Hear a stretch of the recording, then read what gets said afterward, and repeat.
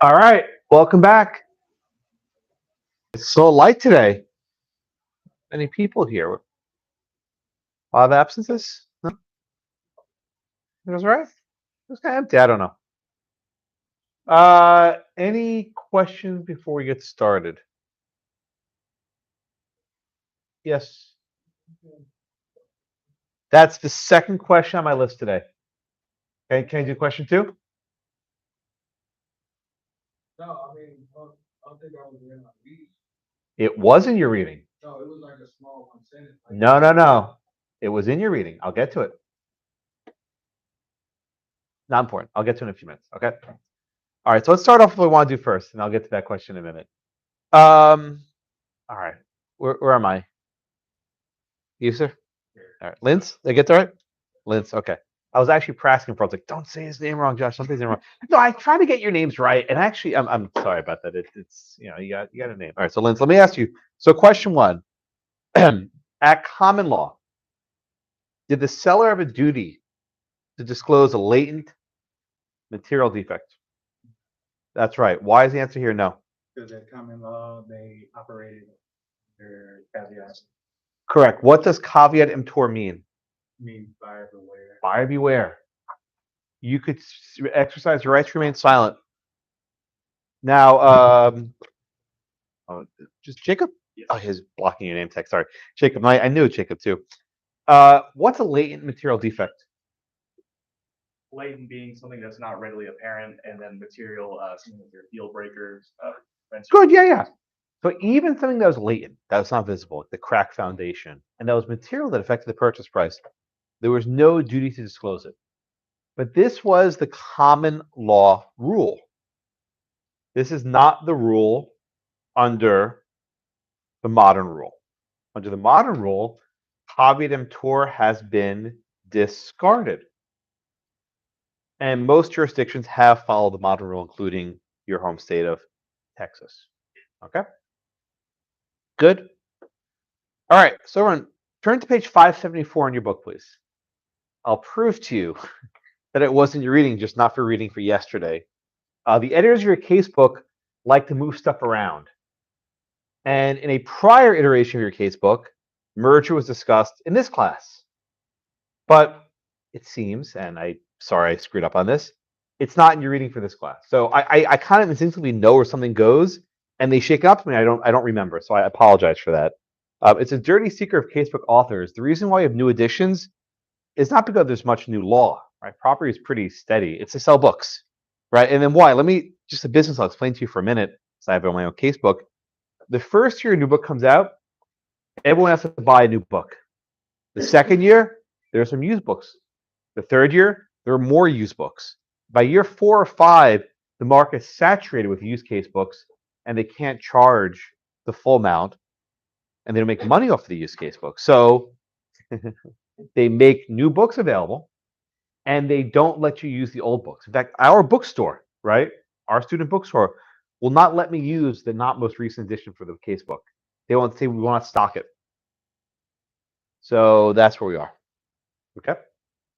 So merger is discussed on page 574, and I promise you it's there. It was in your reading, just it wasn't in your reading for last class, so I apologize for that front. We have two documents we've studied so far in this topic. We have the contract and we have the deed. We'll discuss the deed at great length today. The contract was last class. The contract is this very voluminous document. It might be 10, 20 pages long.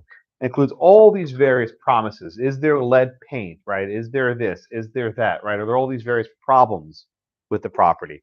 What is the purchase price? What is your financing? What is your mortgage contingency, right? All these terms. This is a long document. The deed, as you read for class today, is short. It's maybe a few paragraphs, maybe 2 pages at most. It lists very basic information. Grantor, grantee, right? Location. What are the covenants included? That's it. You don't put the purchase price. You don't want people knowing what you paid. You don't put any of that information. Oh, he was ripping off it. Why is he ripping his notebook off? It's very resourceful. No, okay, good. So then what happens though, right? You have this one document called a contract. And you have this other document called a deed. What's the relationship between these two documents? That is where the merger doctrine comes into play, right? That's where the merger doctrine comes into play. Whatever promises that may have been made in the contract don't just vanish, right? They remain in effect, but they transfer, or we say merge, into deed. You only record the deed with the county, right? You don't record the contract. So it gets a little tricky. But at a high level, all the merger doctrine says is any promises that were made by the parties in the contract are merged into the deed. That's it. That's really all there is to it. I'm sorry. I thought it was in your reading for that class, but I think they must have moved it around. By the way, they rearranged this topic a bit. So if you watch the video from last year, it's different. You guys notice that? There was a good case called Frimberger versus Anzalotti from Connecticut. I actually like that case. Gone. So I actually condensed what was classes 5 and 6 into just one class 5 because they took out a case I liked, so I had to just sort of squish everything together. There are a few other classes I've had to rejigger, so you'll see as the semester goes on, the videos will not line up perfectly, unfortunately. So I apologize then. Casey, we good? Okay. No, trust me, as soon as I finished class, I was like, oh crap, did I give the wrong thing? And I flipped the book and I found it. So we're good. All right, thank you. No, keep me honest though. I mean, it happens that I've been teaching this class for so long, I don't always remember if they took it out of a topic. I just sort of I know it's supposed to be there. We're talking about deed merger, right? That's in my mind, it makes more sense talking about the deed than the contract. But they put it where the contract is, which, right? I think it makes more sense here, but whatever. Okay, can we move on? All right, let's do some new stuff. So our first topic today is the deed. And we're talking about a few different kinds of deeds. So first off, let's just do the poll question for this one. Question number 3. We'll do 3, 4, and 5 in sequence. What is a general warranty deed? What is a general warranty deed?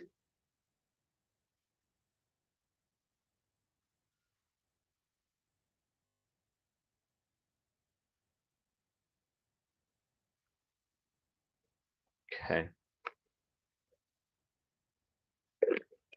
This will be for Victor in a few moments.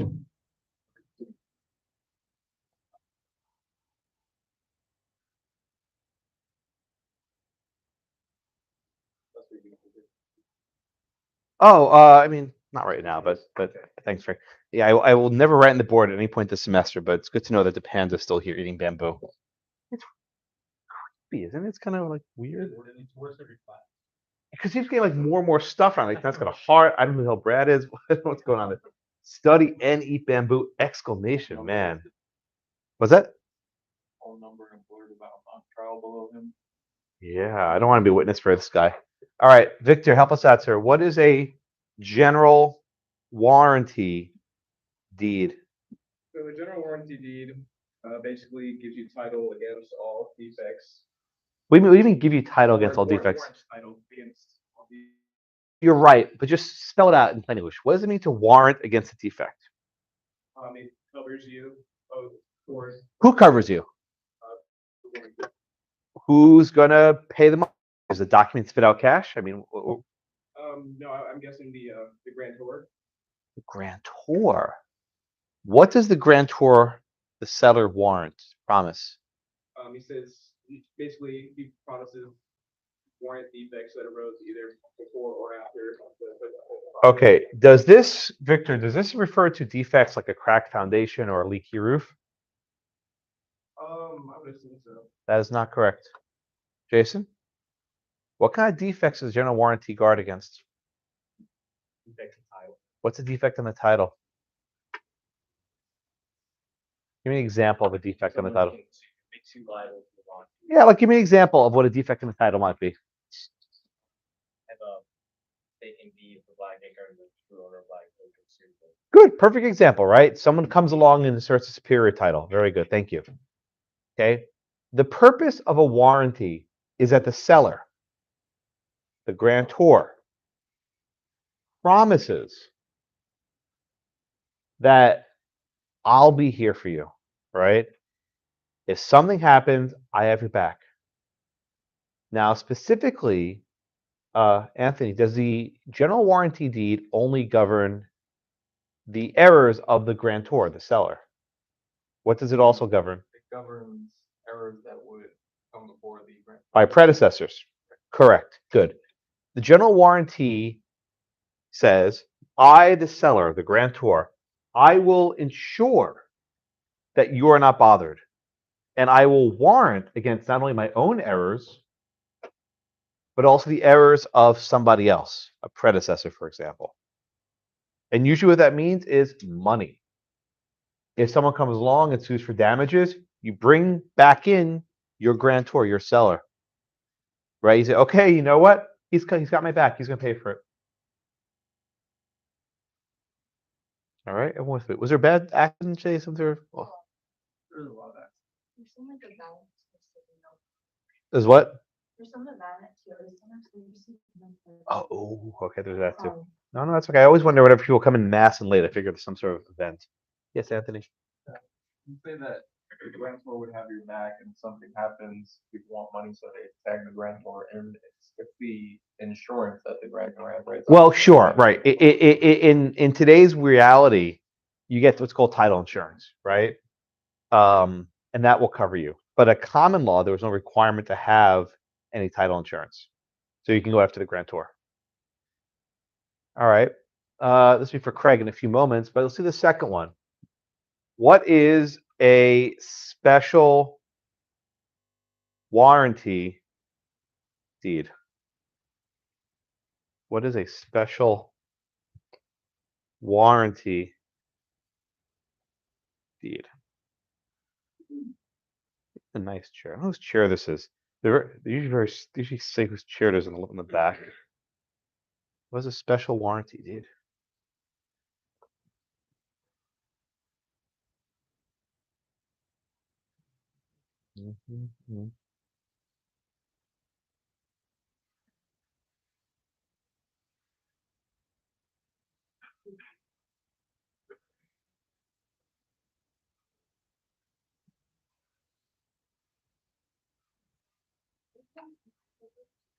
Yes.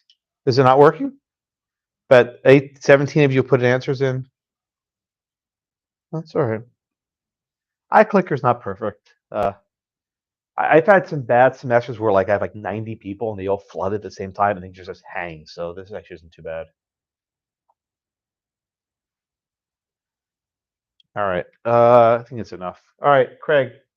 What is a special warranty deed? Like a general warranty, which covers previous owners of the property, it only covers that current transfer or transfer. Correct. The special warranty deed only covers the acts of the grantor. But again, the special warranty deed only covers the acts of this grantor. It does not cover acts by his predecessors. Okay. Why does this matter? Let's take a look at question number 6. I'm going to jump ahead a bit. This will be for Jacob in a few moments. Look at question 6. O sold Blackacre to A with a special warranty deed. During the prior decade, B acquired Blackacre through adverse possession. Is O liable to A on the special warranty? This will be for Jacob. Take 30 seconds and please answer it. Yes or no?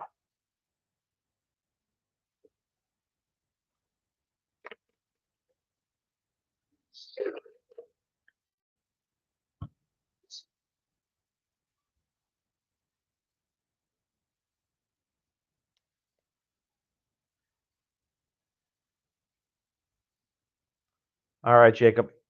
What is your answer here? It seems like they didn't have the right to sell the property in the first place. They actually acquired it. Oh, that's exactly the point. He didn't, but he sold it anyway, and he gave a general warranty deed. I'm sorry, a special warranty deed. So my question for you: Is O liable on the special warranty deed? I don't think so. Why not?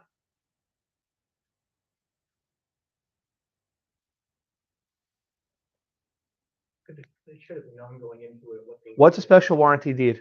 It protects you against, only acts by the grantor and nobody else. Correct. And the adverse possession is not an act by the grantor, by some third party.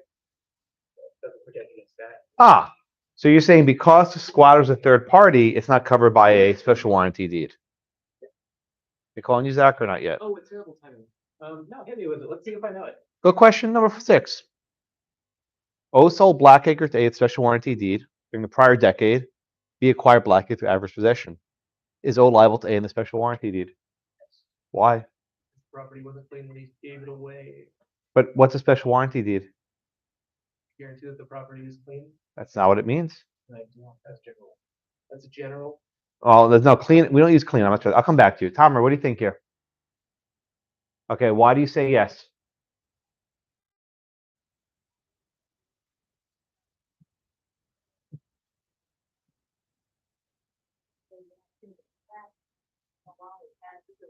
Possession of like a adverse possession, so he really didn't give title. But a special warranty means you're only guaranteeing it's your own acts, right? But Is O at fault here? Yeah. What? Yes. Exactly what you said. Say it again, please. Exactly. Perfect. O should have evicted the squatter, right? And the failure of O to evict the squatter means he is at fault. And because O is at fault, he is liable under the special warranty deed. It was his error. Casey? So this is more, whether I like to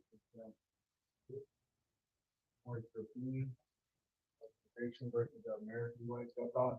What do you mean European? I'm not sure what you're. Because like the way maybe Foodland is sort of like the American way is that I don't have to necessarily clear that you're off the land, but or like if I sell something to you, it's not my duty. No, I'm not saying that at all. That's not the error. The reason why he's liable is because O doesn't own Blackacre anymore, right? Whose fault is it? It's O's fault because he didn't evict the squatter. Had O taken the action to eject the squatter, he would still own Blackacre. The reason why the squatter has a superior title is because of the errors of O. Okay. Right? No, you're right. You don't have to make sure your title's good. Let me ask the question differently. What if O had sold a quitclaim deed to A? Could you do that? Because it's no, because quit claim doesn't mean it's on you. It's as is. It's as is. So if I change this question a little bit, right? I said he sold a quitclaim deed. Can you do that? Yeah. Absolutely. Yeah. He's a fraud. But maybe, yeah, he's a fraud, but you can quitclaim, right? So everyone okay with this question? I'm sorry, you're right behind me. Yeah.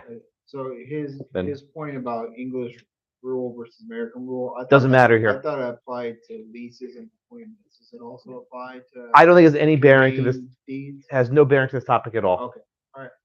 Yes. I'm sorry, Mike. Go ahead. So if O didn't know about the adverse possession, if it had happened prior to well, look, if thought that his possession was good. Well, look, that's a question of adverse possession law. If the squatter didn't put the true owner on notice, then there's no adverse possession, right? It's got to be open and notorious. Right, but then, is his special warranty still valid then? Well, sure, but if there's no adverse possession, then O still owns Blackacre. There's not a problem. There's only a problem if the squatter says, I have superior title. Right? In other words, in order for B to acquire. O to A, and that's my question too. Right? It's about O and A. So forget about possession in this period, right? Okay. The period that's covered by the special warranty deed. What I'm trying to understand is if something had happened, I guess I don't understand why you need a special warranty deed other than the quitclaim deed example that you just walked through. I don't understand why you would want it to only cover one period. Cheaper. It's cheaper. Right? The general warranty deed might cost a lot more money than a special warranty deed. Or let me give you another example, right? Let's say someone comes upon Blackacre let's say someone comes upon Blackacre and buys it, and he doesn't know who the predecessor was. He just sort of just bought it at an auction, right? So you say, look, I promise that nothing I did will make this property worse, but I can't vouch for my predecessor. So I'll sell it to you a reduced bargain. I'll give you a special warranty deed. You do that? I think you can, but I guess I'm not sure that's. No, that's exactly what you do. As long as you're sure you didn't do anything bad, Right, so it. warranty against your own errors. Your period. Correct. your ownership. But it doesn't. If you think you've obtained it correct. Correct. Then you could issue one and you would be covered by it. A special warranty. Yeah. Correct. But you don't know the acts of your predecessor. You're not sure. So that's why you wouldn't do a general warranty deed. Yeah. Sorry about that. No, that makes sense. Okay. Everyone see that? But it's actually a good point that Mike was asking, right? Why would you give a special warranty deed over a general warranty deed, for example? If you don't know the acts of your predecessor, you don't know the acts of your predecessor, you can't warrant what he did. You can only warrant what you did yourself. And this is unique, like Thomas said a minute ago. The failure to evict a squatter means you are at fault. You are at fault. Okay? Zach, what's a quitclaim deed? Quitclaim deed is a deed with no, At all. just a convey. As is, right? So you're buy a used car as is, you know what that means, right? When that sticker's in the window, it means whatever's on the lot, that's what you're taking home. I once bought a car as is in the middle of the winter in New York. And come summer, there was no AC. It didn't work. And didn't think to check the AC in the middle of February. But that's how it goes. So it's as is. All right. Everyone see the difference between the general warranty deed, the special warranty deed, and the quitclaim deed.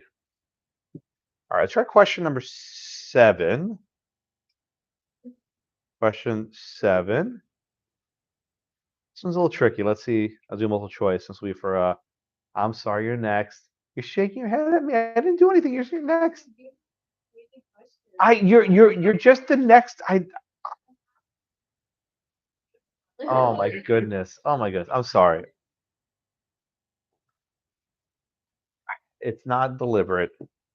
It's completely random. I never remember where we are. All right, so it says, question 7. In 2000, B purchased Blackacre from A and receives a general warranty deed. Okay. Then it says, in 2005, C purchased Blackacre from B and receives a quitclaim deed. Then in 2010, D purchased Blackacre from C and receives a general warranty deed. And in 2015, E reveals he purchased Blackacre from A in 1985. Uh-oh. E sues D to quiet title on Blackacre. The question is, who can D sue for the breach of the covenant of quiet enjoyment? A, B, C, D, none of the above, or E, I'm sorry, D, all the above, or E, none of the above.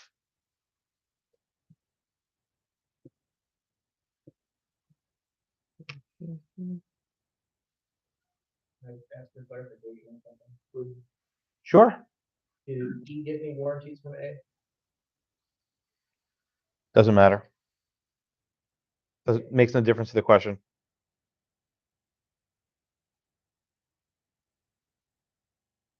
Makes no difference to the question.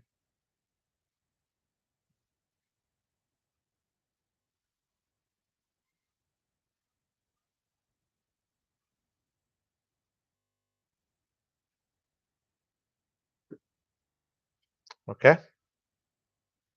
All right, Mason. So I want to go with A. Okay.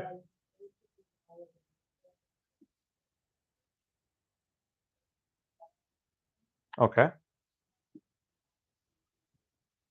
And should have checked to see check to see who actually owns title to the property. That's how I analyze it. Okay. But Let's then I'm go ahead. also kind of stuck on C. Uh-huh. Good. So it seems like C is happening. I don't know. You tell me. Don't play poker against me. It'll never work. Well, what's the thinking on C then? Just walk me through that.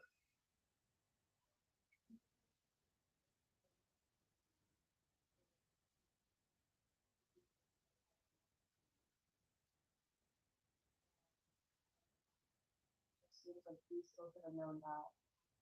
Well, you mentioned the chain of title, right? We haven't actually defined the term yet, but use actually the right terminology.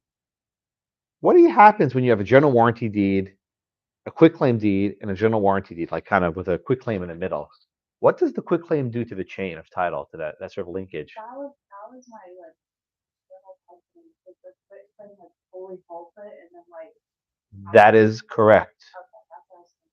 The quitclaim deed severs the chain, right? The quitclaim deed severs or cuts the chain. And think about how this works, right? D can sue C without question because there's a general warranty deed. No questions about that one, right? But can C sue B? The answer is no. The answer is no because there's a quitclaim deed, a general warranty. And because B, oh, sorry, I didn't mean to do that right now. Because B gave out a quitclaim deed, he's out. B cannot be sued.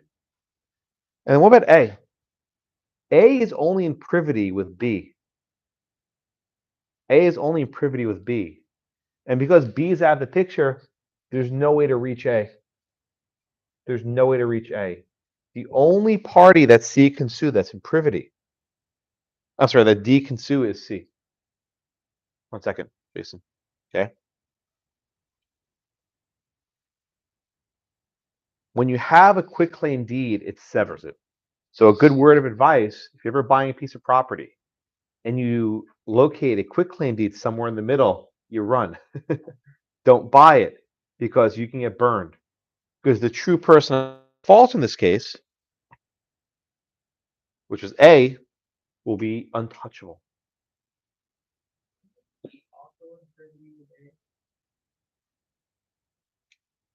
E is in privity with A, sure. But how do you get to A? I mean, it seems like it's almost two different issues, like A committed fraud, Correct. it also. Right. So what you're actually asking, I think, is why doesn't E sue A? That's what you're asking? Right. If E sued A, E was in privity with A, and they could perhaps sue for damages for fraud. What if he actually wants Blackacre? Who's the only person he could sue to get Blackacre? That's right. And once E chooses to sue, I'm sorry, you mean D? I think you meant D, right? E sues D. You said C. I think you meant D. Once E sues D, that's his case, right? He might take a different cause of action against A for fraud, but it doesn't give a quiet title, right? There's nothing A can do in a quiet title action because he doesn't actually own Blackacre. And to put this in terms of civil procedure, in pleading, right? You basically bring in everyone around into the same matter. But you can't do that here because there's a breakage. The quitclaim deed breaks the chain. That make sense, Jason? Someone over there had a hand. So, at all relevant that we have been limited. Exactly why, right? Oh, you know what? Rather than just being severed. Well, that's only relevant for the question I asked, which is who can D bring into the case, which is C, right? C is the only person he brings into the case. He can't bring in B or A. That's why it's relevant. Does transferred intent work for fraud, and then can D sue A for fraud? I don't think so. D is not any privity with A. I don't think that would work. Emma, your hands up?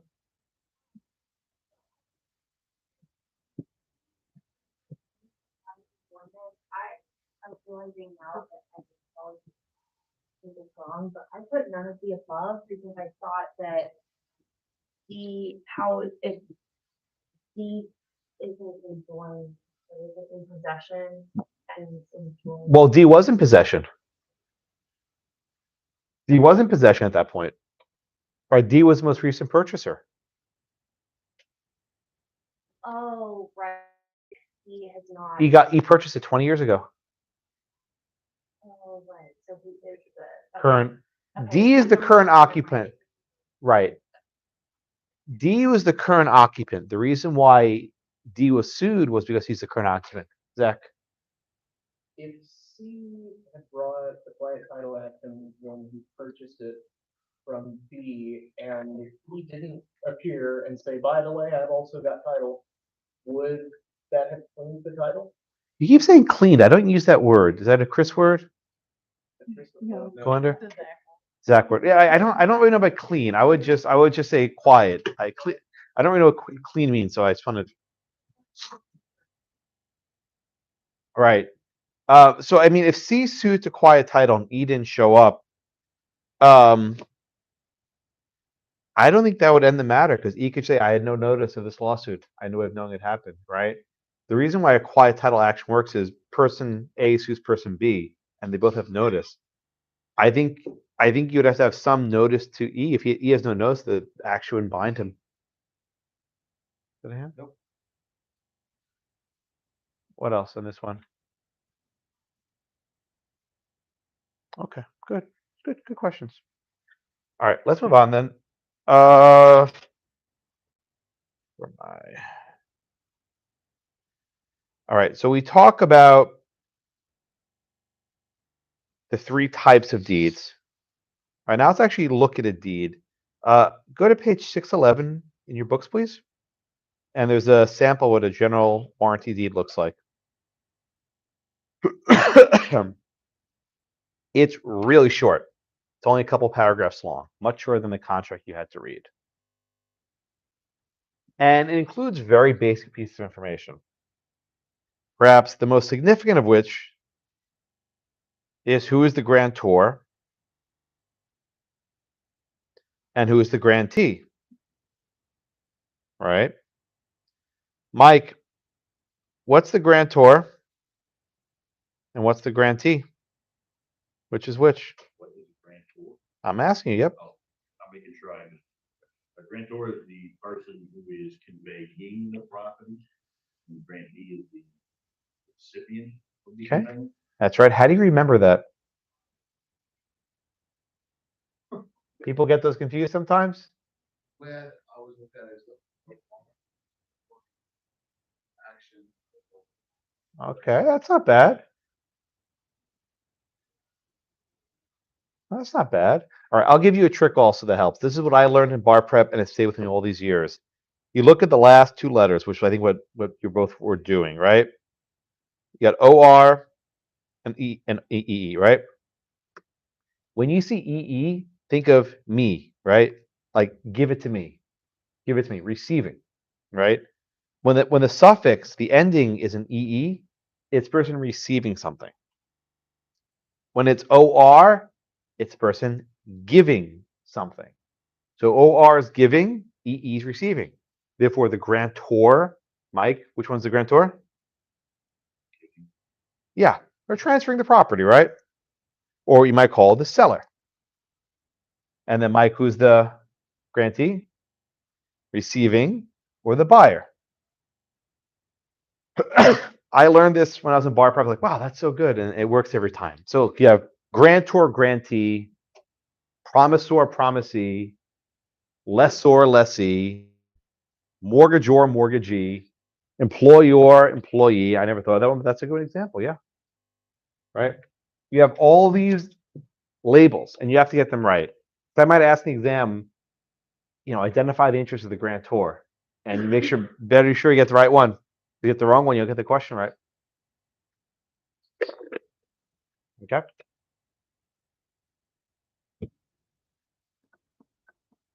All right, everyone with me? All right, so the covenant, I'm sorry, the general warranty deed has basic information. So there's I, John Doe, the grantor, Grant and Nancy Rowe, the grantee. And see, it says, and her heirs and assigns forever. That is triggering what? Kirk, what does that mean? And her assigns and heirs forever. What's that setting up? What's that setting up? With it, who's that also binding? Not just. Binding future transaction. Yeah, what do we call those binding future thingies? What do we call those? No.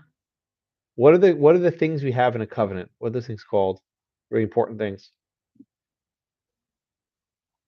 Really important things.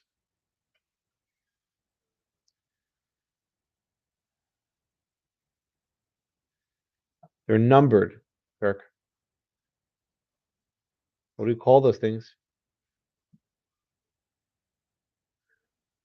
AJ? What do we call the things in a deed that are very important? Most important things in the document. They're numbered on the document. Blocky? Covenants.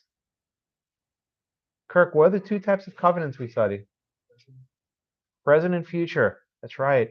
So what's the significance, Kirk, of it saying, and her heirs and assigns forever? Why is that phrase significant? So that covers the future covers. It's binding. People come afterwards.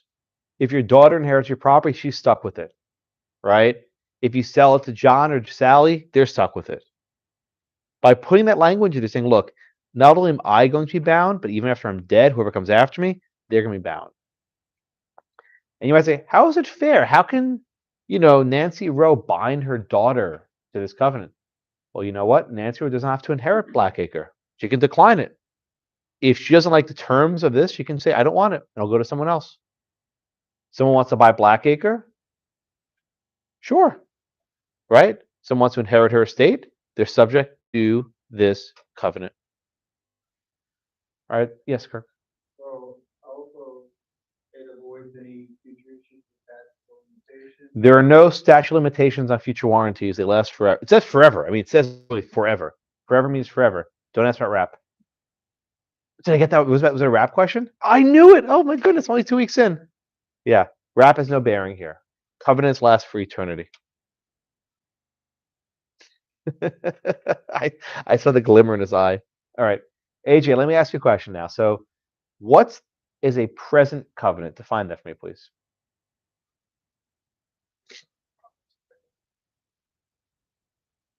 A little more specific. You're not wrong, but be a little more specific. What is a present covenant?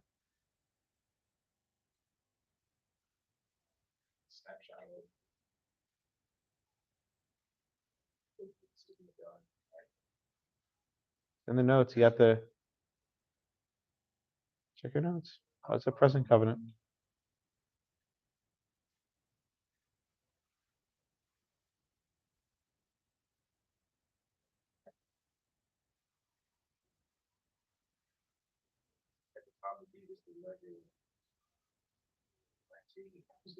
In your own words, come on. What's a present covenant?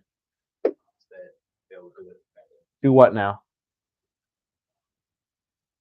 Flocky, what's a present covenant? What does it mean runs? I think you're closer. What does it mean runs? When can a present covenant be violated? Correct. Good. Okay, good. Now I'm right. The definition of a present covenant is some promise that can only be violated at one point in time when delivery occurs, right? Either the covenant's violated when delivery occurs or it's not. It will not be violated in the future. It's only this one shot. And there's a statute of limitations, right? If there's a violation of present covenant, you must bring suit within a certain period of time to seek damages against the seller, for example, right? That's a present covenant, right? Casey, what's a future covenant? Tell me what the same definition is. Just spell it out for me, please. You're trying to save a few words. Just for the benefit of your classmates.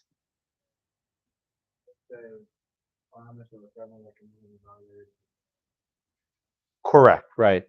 A future covenant is some sort of promise that we violated at some point in the future, if at all, right? Why do these matter?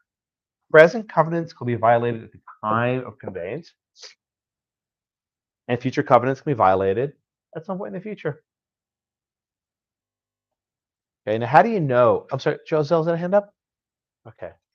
Now how do you know what kind of covenants you have? So just before we get into what the different 6 covenants are, let's just look at the language, right? Excuse me. We look at grammar. Grammar matters a lot in this topic. Present covenants are framed in the present tense. Future covenants are framed in the future tense. So look at this. It says, having to hold, blah, blah, blah, okay? The grantor covenant, one, that the grantor is present tense, lawfully seized. Two, that he has right to convey. Three, the premises are free from all encumbrances. Is, has, are, present tense verbs. So look, if I just give you a deed on an exam and I don't tell you much about it, look to the grammar, because that'll tell you if it's a present covenant or a future one. Let's look at the next ones, right? Number 4, the grantor will forever warrant. 5, the signs will guarantee. 6, grantor will demand on demand, blah, blah, blah, right? The word will. That means a future covenant. Pay very close attention to the language. Don't know if it's present or future. Again, why does it matter? Present covenants be sued upon at the time of delivery plus a short statute of limitations. By contrast, the future covenants, sue on them whenever you want because they're good forever. Okay? All right, so what else is on the deed? So you have the name of the grantor, the name of the grantee, you have the various covenants, and you also have description of the land, right? Where's it located? It may be a lot number, maybe use meets and bounds, use some information. Then you have this language, just to have and to hold. This is this very sort of esoteric, almost archaic language, has no real meaning. But every lawyer puts it in. Why? Because lawyers are a conservative bunch. If a deed yesterday had this language, we can't get rid of it because it worked yesterday, we got to work again today, right? This is how language is built up over centuries and it doesn't go away. Right? Then we get to the end. Very important part, signatures. It's got to be signed by the grantor. Grantee doesn't even need to sign it, actually. The responsibility is in the grantor. Why? Statute of frauds. The party to be bound has to sign. And below that, there must be what's called an attestation or an acknowledgement. This is a signature of a notary. What's a notary? You want a notary here? I have 2 notaries. Who's a notary? Who's pointing? You're a notary?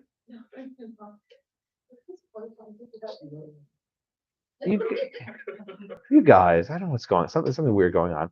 A notary is a person licensed by the state to witness transactions, right?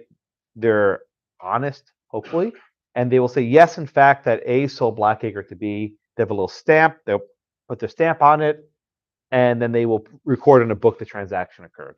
Anyone ever use a notary for something? I'm sure you all have at some point. Yeah, you bought property or anything. You need them all the time. No? Yes? Yeah. Yeah. You said they witnessed the transaction. They witness the signing of the document. Oh, because I was like, they never read what they're. No. They don't actually have to read it. It'd be insane to have them. All they do is witness that whoever. I mean, just read what the thing says. I certify, blah, blah, I appear the above named John Doe who acknowledge he signed. All you say is, did you sign this? Yes. That's all they care about. Right. There's not much more to it than that. All right. So what we have 3 types of our deeds. We have the general warranty, the special warranty, and the quitclaim deed. And then we have our covenants. We have the present covenants and the future covenants. Good so far? All right. Now let's walk through each of the 6 covenants that exist on this document and in most deeds. They won't always be framed the same way, but they're usually pretty similar. Let's look at number 1. It says, the grantor is lawfully seized in fee simple the premise. Now this is not like seizure like seize, right? It refers to season. Remember livery season? It means does he have the estate he purports to convey? Right? Does A actually own Blackacre in fee simple? Number 2 is real similar to number 1. It's the covenant of the right to convey. The grantor warrants he has a right to convey property. They might say, wait a minute, Josh. if I own Blackacre in fee simple, wouldn't I be able to transfer it? Not necessarily. There might be restraints and alienation. Maybe there's a trust. Maybe there's some condition that limits transferring. But generally, if you have one, you have the second one, right? It's going to be rare you have one, not the other one. Very rare. Okay. Number 3, that the premises are free from all encumbrances. This refers to legal defects on the title. Legal defects on the title. It does not refer to a cracked foundation or leaky roof. None of that stuff matters for the deed. All I care about here is a legal defect. For example, is there an easement? Is there a covenant? Is there a mortgage? And so on. You're allowed to have those encumbrances, but you have to list them, right? If there's an easement on the property and you fail to disclose it, you violate this covenant. As long as you disclose it, you're fine. But maybe someone says, wait a minute, I don't want to buy property with an easement on it. Forget it. And they walk away. But you have to disclose it. And if you fail to disclose it, they can actually come back and maybe rescind the contract and get massive damages. So you don't want to do that, right? Again, these are the 3 present covenants. They are violated as soon as the deed is delivered because there's either a mortgage or there's not, right? It's either an easement or it's not. It's not something that can come along later. It's what exists at the time of the transfer, plus the statute of limitations. All right? Everyone within that one. All right, that's numbers 1, 2, and 3. Okay, what about 4, 5, and 6? Again, number 4, future tense, is the future covenants. 4 is that the grantor and his heirs and assigns will forever. I mean, that language says forever. It just gives it away. Warrant and defend the grantee and their heirs and assigns against every person claiming the premises or any part. This is called the covenant of general warranty. Right? What this means is the grantor will guarantee against any future claims to Blackacre. Right? They will have your back. Number 5, the grantor is assigns forever, blah, blah, blah, will guarantee the quiet enjoyment of the premises to the grantee and his heirs. What is quiet enjoyment? Quiet enjoyment does not mean like silence and shh. No. Quiet enjoyment means no one will bother you, right? No one will come along and assert some superior title. 4 and 5 are really similar. There's not much of a difference between them, right? If one's violated, the other one's going to be violated. If someone comes along and says, aha, I own Blackacre, that's going to violate 4 and 5 in almost every case. What's number 6? Number 6 is kind of like a almost secretarial role, right? It says, the grantor and his heirs and assigns will, on demand of the grantee or her heirs and assigns, execute any instrument necessary for the further assurance of the title to the premise. So what does this mean? If there's some paperwork that has to be done, the grantee can demand the grantor does the paperwork. That's it. There's not much more to it than that. It's just sort of administrative work, busy work. But it can be very important if you need some, you need to have a document notarized. Maybe there was something, maybe there was a signature missing on the closing documents, right? Whatever it happens to be. Okay. And then you date it and you sign it. Mesa, go ahead. You said, private enjoyment is just no one coming up out of nowhere and like claiming title. It's specifically asserting a superior title over you. That's more or less. It's like, if your neighbor's making a lot of noise, right? That's not going to be quiet enjoyment. It's going to be specifically, I have a stronger title to Blackacre than you do, and that's what quiet enjoyment refers to. It's almost like quiet title, right? It's a similar idea. Yes, Anson? So, like sometimes like internet companies come out and they're on like fiber lines and stuff, like it's not on your easement, but they're like crossing backyards or something like that. Yeah. You can't really say no to that. Yep. So how is that? I think it's not an easement. Oh, it is. Yeah, basically the phone company has an easement over all of our properties. The entire property. Yeah, it's reserved. It's funny story. You mentioned that about during one of the COVID semesters. I was sitting in my office facing my front lawn, and I saw this guy with a huge hoe just digging in my front lawn. Who the hell is this guy? And I was like, in the middle of the class, like, what the hell are you doing? He's like, I work for the phone company. I'm laying cable. I'm like, you are? And I'm sitting here teaching property. I'm like, this. And he was making a mess. He was just digging up my grass, laying down cable. So I have a sprinkler system. I'm like, I could just turn my sprinkler on and just said, okay, you come back in an hour after I finish class. until I figured out who the hell you are, because this guy wouldn't give me any documentation. He is, and then I finally got in touch with the HOA. He's like, yeah, we have to let them do it. It's a guy from Verizon or AT&T or something, and yeah, they do. If you ever check the actual blueprints of your house, the actual, the surveys, there'll be a little, Mike, you're nodding your head. There's a little line for an easement for the phone company. I have one at least. Yeah. Mike, you see that? Yeah, I saw, Are you the one doing the adverse possession of the property? That's you, right? You're the one doing adverse possession? Yeah.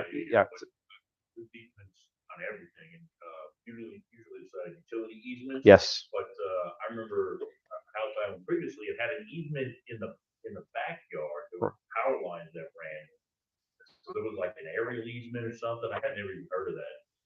Yeah, you'll have it. I was just asking because like what you're talking about is the fiber optic lines that are running, which is okay. But there's like small 5G towers that they're putting a bunch of them up, and we have a neighbor that's like a little bit further away across the street. They put one like smack in front of his garage. I'm sure Verizon has an easement. Yes, I've heard. Aerial easements, they come into play when you can't do it. They're trying to dig a what? Why is that? Is that an in-ground pool or above ground pool?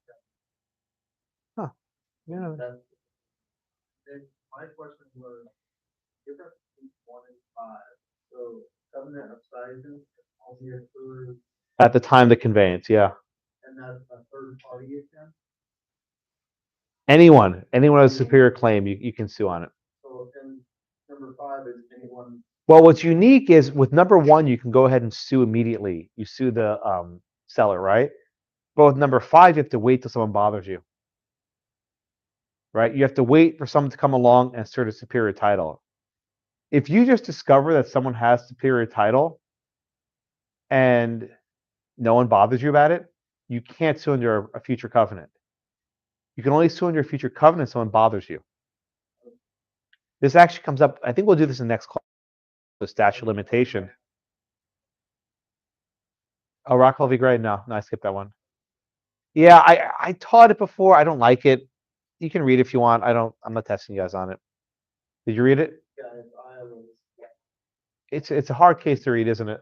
Well, yeah, because they basically kind of overrule their previous precedent, covenant size, state of Iowa. Yeah, I've taught it before and I don't like it. So I skip cases every now and then I don't like. Sorry. If you want to read it, you can.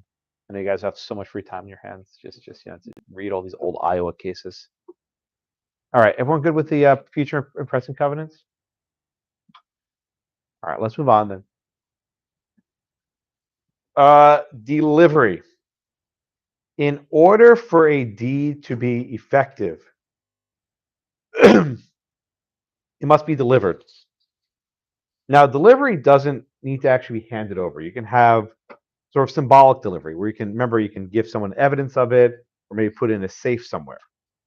But with delivery, there must be an intent, a present intent to make an irrevocable gift. Let me say it again. For delivery to work, there must be a present intent to make an irrevocable gift. When you give a gift, it cannot be revoked. When you make a transfer of Blackacre, it cannot be revoked. Okay? Let me put 2 words on the board or on the screen so I don't type. Inter vivos. You guys cringing? And testamentary. I'm sorry, did I just... Is it Nick? Nick. No, it's okay, it's fine. I got your name, right? Yeah. What's an inter vivos conveyance? What does inter vivos mean?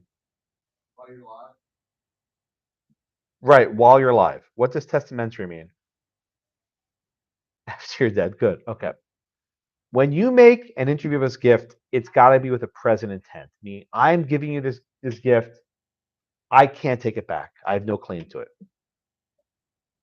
When you give a testamentary gift, Brian, when you give a testamentary gift, can you modify your will? No. Before you die. Yes. Let's try this again. I walked right into that one, right? Let's say you're still alive, Brian, and you write a will. And let's say you leave Nick and you always say, you know what, Nick, you're such a good friend. I'm going to leave you all my money, right? And then Nick pisses you off. He just makes you really mad. He says, screw this, and you rip up your will. Can you do that? No, Why not? the will is, it's still exists. Absolutely wrong. No. Can you do that? Yeah, you can. Why? Is a testamentary gift permanent?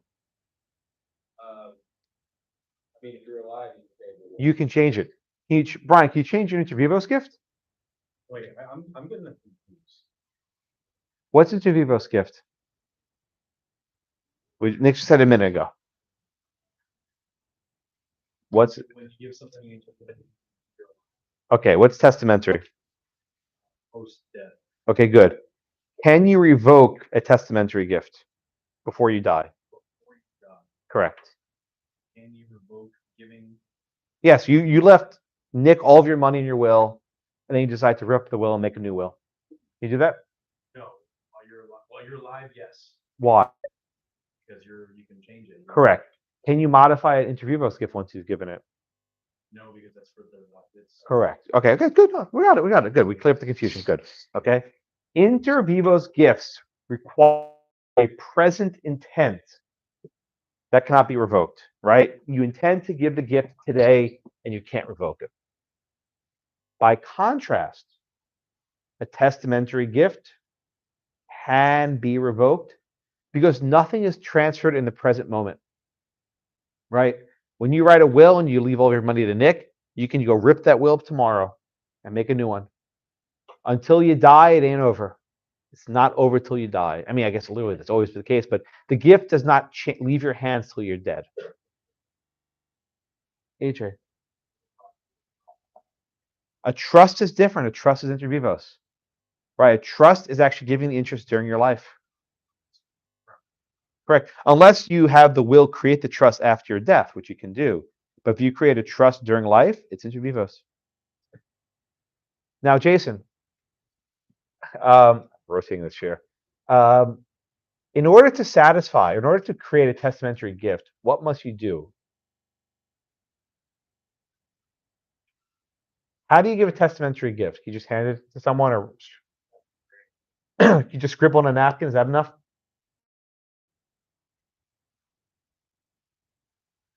What do you have to comply with to give a testamentary gift? What's that thing called? I know you studied it. What's that thing called you have to comply with? Is it enough for just one person to sign? How many witnesses?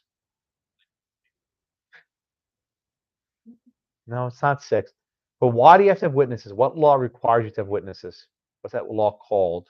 Statute.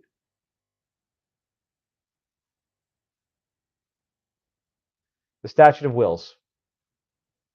Okay.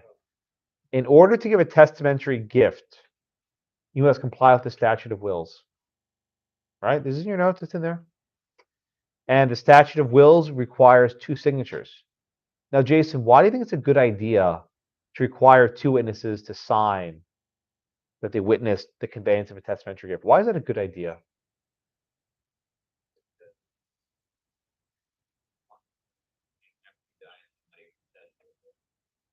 Yeah, so why is it useful to have witnesses? But what might the witnesses say? Correct. What are you guarding against the risk of? Fraud. Bingo. Perfect. Thank you. As they say, dead men tell no tales. No one know the reference? There it is. Pirates of the Caribbean. Very good. Okay. When you're dead, you can't defend your interests. You can't. The purpose of the statute of wills, like the statute of frauds, is to ensure there's some reliable evidence. Was there fraud?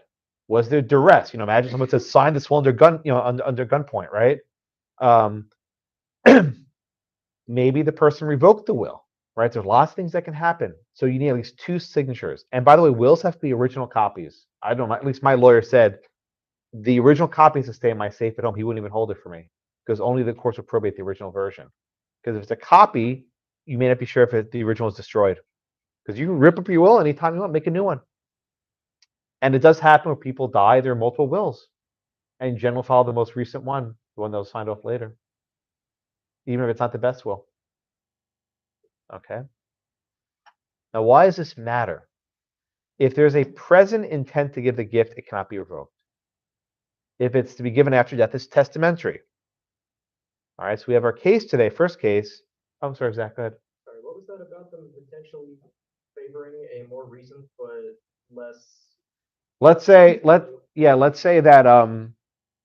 in 2020 you sign a very elaborate will, and in 2021 you sign a short will saying I supersede the prior document. The court will have to favor the more recent one. Okay. If you have a more recent one by like 20 years and it hasn't been.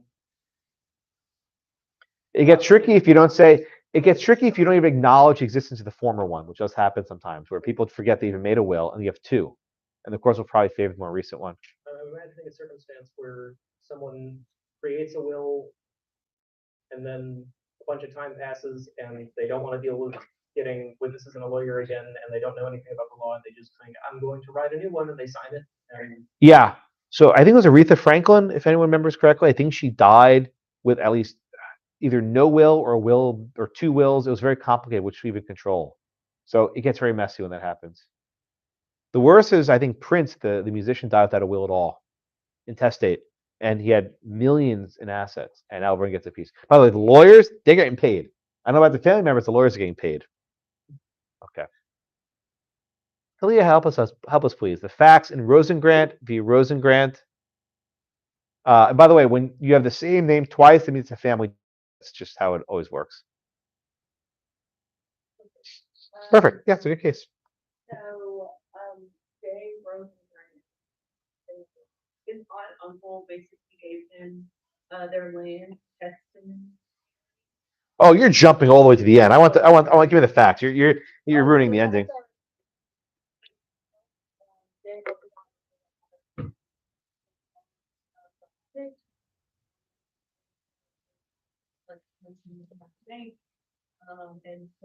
Yeah, describe what happens at the bank. It's kind of weird. It's kind of like very almost unbelievable. At his bank, they said that they needed to give him like a place they lived at, and for the place that they needed to. Okay, so walk me through. What was this little ritual they did at the bank? It was like this very weird thing they did. Yeah, so the uncle and then Why couldn't Jay just keep it? Why do you have to hand it back to the banker?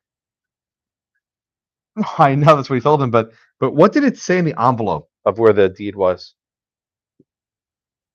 It did say something, yeah.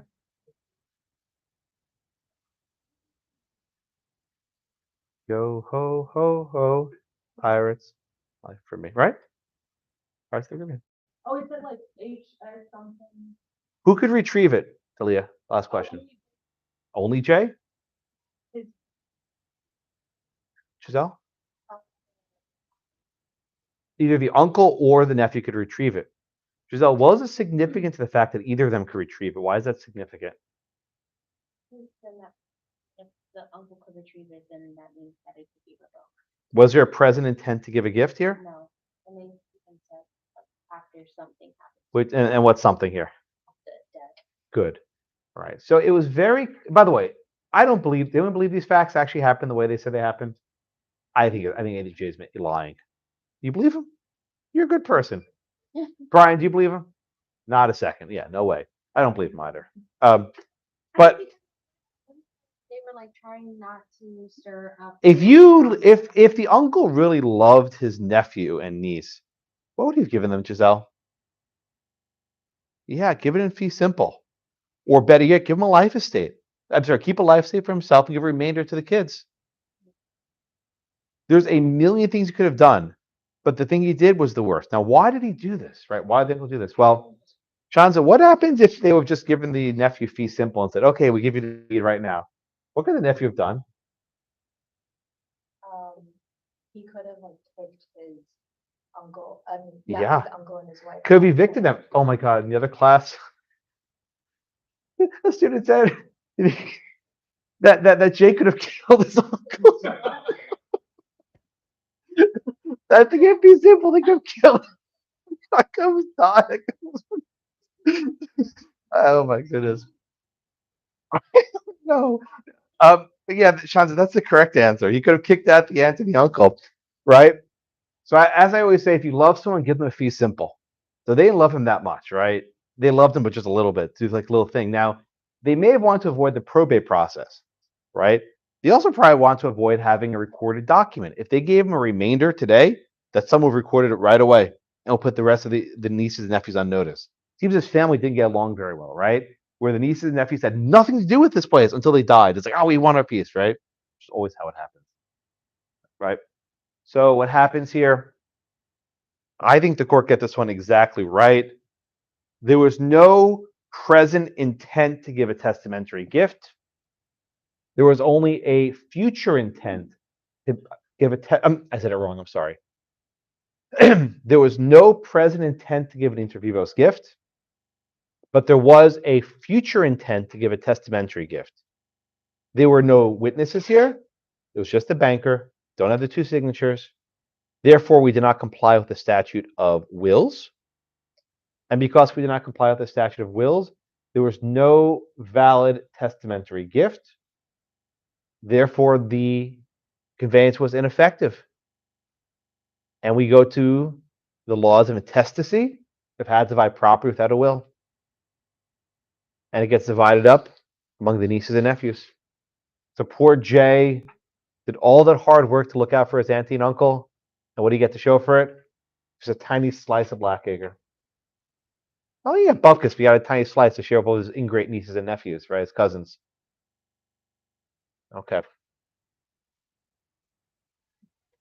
I like this case. Questions on Rosengrant? Greg? I was reading this case now, when they went to the depository bank or the lending institution to sign the document, you kind of get the feeling that it was a Harriet Mildred, Yeah, Harold and Maude. No, and it's yeah. that they had a kind of relationship with the banker and they knew what they were doing. I think they swindled their son, their nephew. Yeah, that's This is why I don't know anyone else agrees. If they really love their son, their nephew, they'll give him a remainder. They said, look, when we die, you get this in fee simple, peace, right? Or we'll just give you the deed today. Or they could have created a trust for his benefit, right? There's a million things they could have done, and they didn't do any of the things. They did this weird winking and nodding with their banker. Because for all we know, they intended to sell the place. What they needed money to pay for their surgery or something, right? They could have sold it, and they didn't do any of those things. They wanted Blackacre to be retrievable by them. Mesa.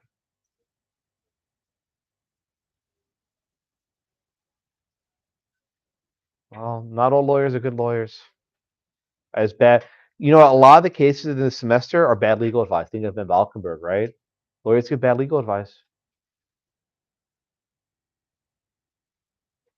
All right. Yes, Giselle. So, right, we know how to Okay.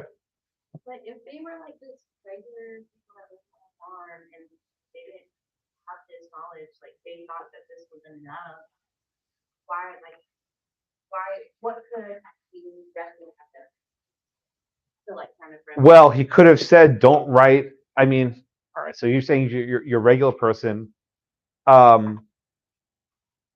He could have probably said, Uncle, I love you very much, but it seems that you're also able to retrieve this deed. Why don't you just let me hold on to it in my possession? And then, Uncle, how about I start paying the property taxes? And how about I do other things that indicate I own it? None of those things were done. But yeah, I think Craig might be right that the uncle maybe knew a little bit more than he let on and was trying to mislead us. Because what we know, the uncle said, look, I can't really sell Blackacre. I might need it for the money. I might need the cash for surgery or some treatment, whatever. So let me just sort of lead my son-in-law, I keep saying son, the nephew along. And then when I die, whatever he gets it. I don't really care. But he didn't want to do a will because when you do a will, people find out about it. This was done literally in secrecy in the bank vault or whatever it was. I mean, it's very shady the way this entire thing was done. Banker's dead. Uncle's dead. Aunt's dead. The only person left is poor Jay who got Zippo. Kirk. Maybe you said people find out about it, but, You gotta be two witnesses. Witnesses can talk. what's the significance of reporting the deed from Sean? Well, after the uncle died, he recorded to put it on notes. Okay, now it's mine, right? I'm now the owner. But they didn't want to do that time. Correct. If they had recorded the deed after they went to the bank, I think this would be a very different case. That's my question. Yeah, if they had recorded this deed at the time, I think that'd be good evidence it was a present intent. But he did not even let the nephew record the deed because it was held in the banker's office. Jason? I got, in that case, I got the feeling that the banker was the one that. What would the banker have to gain? Well, it just seemed like they were just some old couple on a farm. Right, but what would the banker have to gain if he did this? They do have heirs.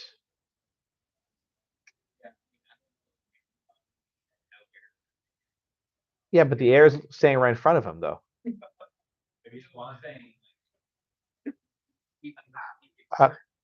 Maybe we don't know. Timer.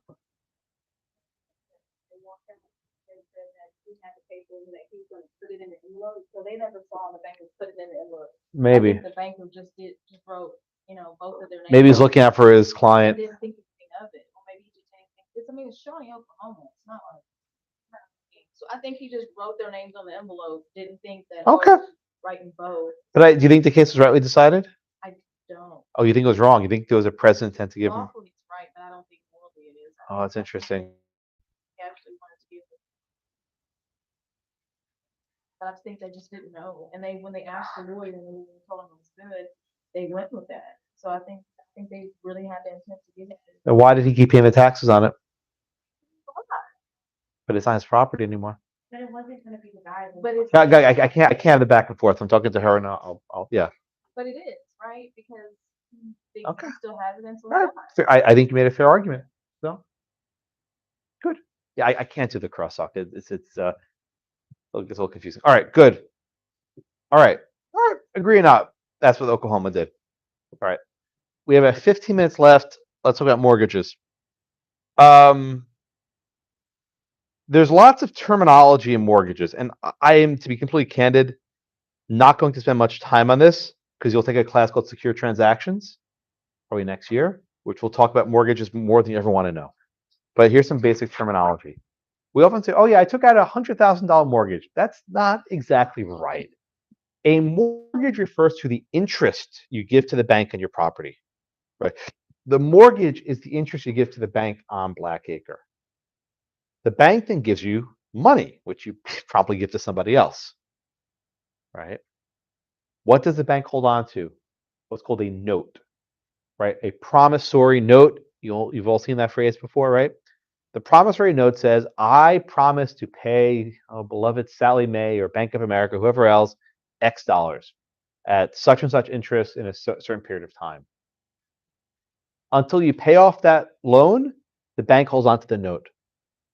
After the loan is fully paid off, you give the note back to the borrower and the mortgage is lifted, right? The interest goes away. Once you pay off everything's owed to the bank, the mortgage goes away. But that mortgage is an encumbrance upon the title. And so long as that mortgage exists, you have an encumbrance. You have to disclose it. All mortgages are recorded. All right. We'll get that basic sense. So mortgagor and mortgagee. Oh, we got everyone. No, Emma. Oh, I almost forget you. Emma, mortgagor, mortgagee. Which is which? Who's who?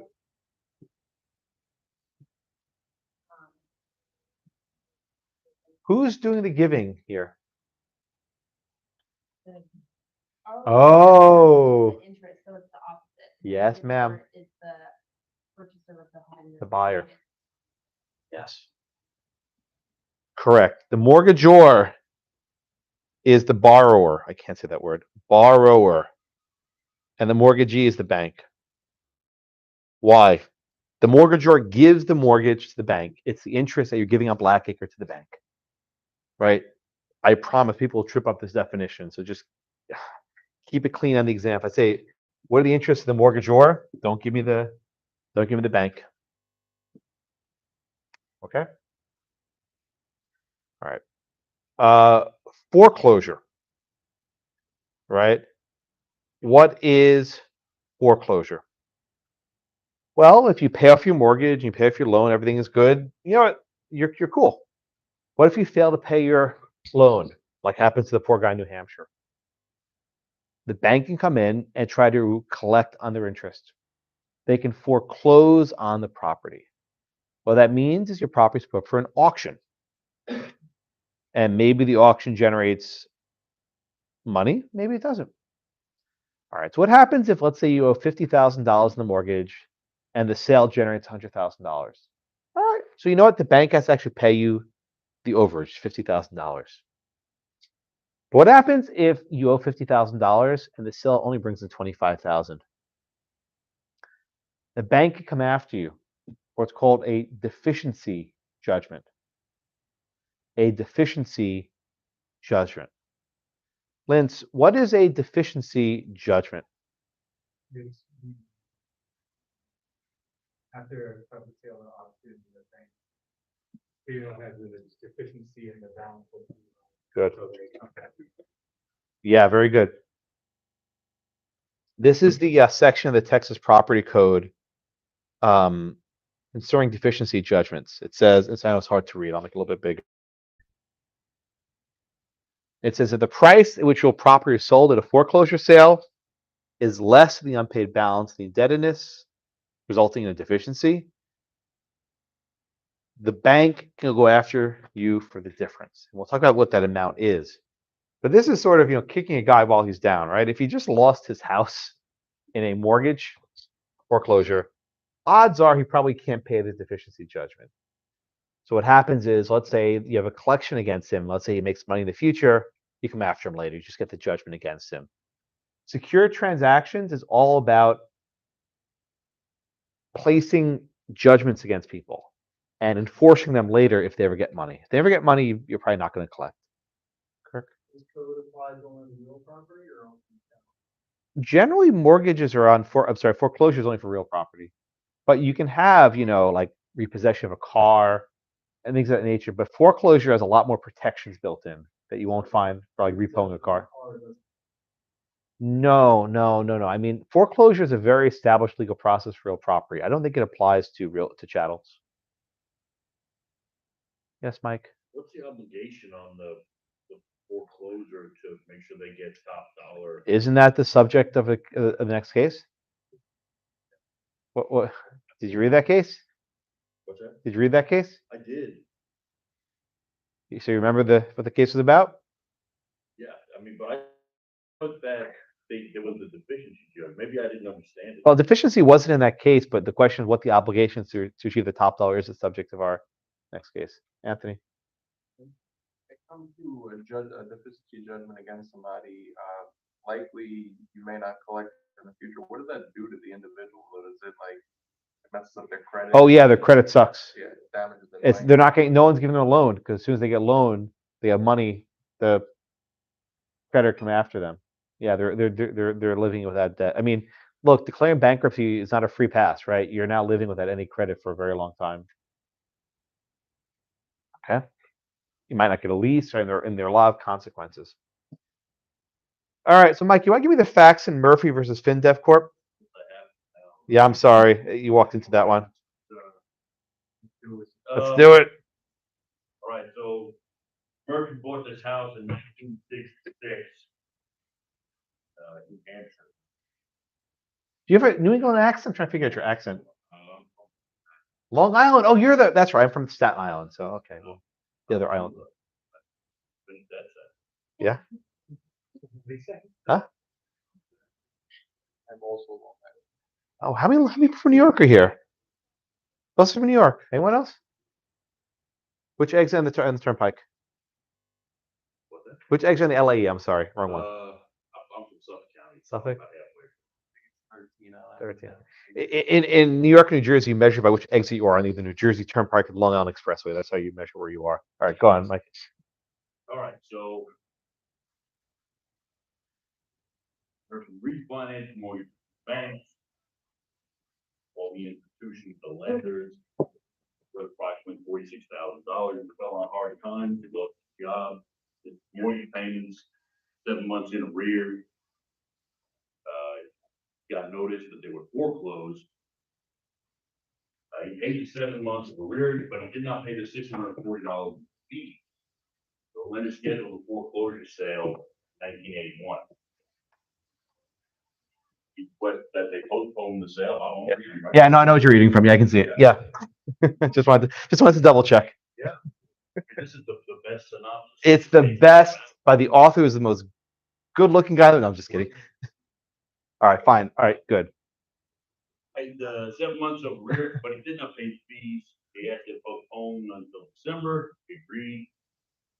He missed mortgage payments. All right, so just walk me through in your own words what happened the day of the foreclosure. Again, In your own words, what happened the day of the foreclosure? How'd that go down? what happened the day of the foreclosure? Yeah, just look up here. Yeah. It's okay. You're done. Fine. Yeah, it's fine. It's fine. I don't have time. I don't have time for this. Okay. I'm running short. I'm running short on time. Only like 7 minutes left. Okay. So we get to the day of the foreclosure, right? Only 3 people show up. Only 3 people show up. Murphy's there. The bank's rep is there, and a lawyer for the bank. One bid is placed for $27,000. Why that exact amount? That was exactly the amount that Murphy owned. They want to wipe out the debt, make it a clean property, to use Zach's word, right? They wanted to have no. You've got a real word for it. I'm happy to learn it. They wanted to have no debt on the property. Okay. Well, that's the ghost cat. What do you think? Someone actually put in their exit poll yesterday, ghost cat. That was their comment from class takeaway. So they bid one bid for 27 grand. 3 days later, they flipped the property for 38. So they made $11,000 profit almost in a couple days. So the bank knew they could flip the property at a higher rate, but they didn't try to obtain a higher value to satisfy Murphy's equity. Murphy now found an attorney. He sued the lenders. Okay, what did the court hold here? But, Oh, you're next anyway. I called him a minute ago, so you're next. the court ruled that they didn't see any bad intent with them. So this was not bad faith, Bad faith, but but that they were negligent in getting the product. what do you call that? What's that phrase? What did they not exercise? Fiduciary judgment. Mm. Fiduciary duty. So close. Due diligence. That's it. Like blankets. Yeah, no, that's it. That's right. The court held that the bank failed to exercise due diligence. Why, Jacob? Because they could have gotten a higher price, but they didn't. They could have gotten a higher price, but they didn't. And the failure to get the higher price means, right? The failure to get the high price means they didn't do their due diligence, right? What should they have done when they started the auction and noticed that only one person was there and there's one bid? They should have postponed the auction. They could have. They didn't. Why? Because their intent was clear. They just wanted to rip off the guy and get the exact amount paid and go home and flip for a higher profit. So there's good faith, but no due diligence. So in the end, the court then has to award damages, remedy. Victor, has the court go about calculating the damages or the remedy? I believe that they calculated the fair market value of the house. The fair market value of the house. Why they use that? How they use that number? They subtracted from what the house actually sold for, or they subtract what the house actually sold for from the fair market value. Does the Supreme Court of the state at least, use the fair market value or some other metric? The fair market value. No. Jason? No, they used they did the fair market value minus the purchase price at the sale. Not the fair market value. Anthony? Fair Correct. What's different, Anthony, between the fair market value and the fair price? They go with fair price based on what they could have gotten at the time. And they only do fair market if they had acted in bad faith. Okay, that's it. That's the right answer. If there's bad faith, you go to fair market value. But because they were acting in good faith, these was called the fair price. The fair price, and this is not a good definition, but the fair price is the price arrived at as a result of due diligence, right? Had they exercised due diligence in trying to seek a better auction rate, what would they have sold it for?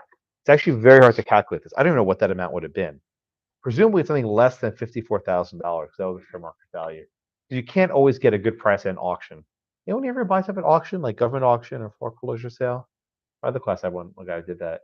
Often it's whoever shows up and they might get a really good deal on it. But it would have been more than the $27,000 for the what do you call it, for the that was the amount that was due. Okay. So in the end, the bank tried to pay fast and loose, and they lost. You say good? Okay. All right. Any questions in that case?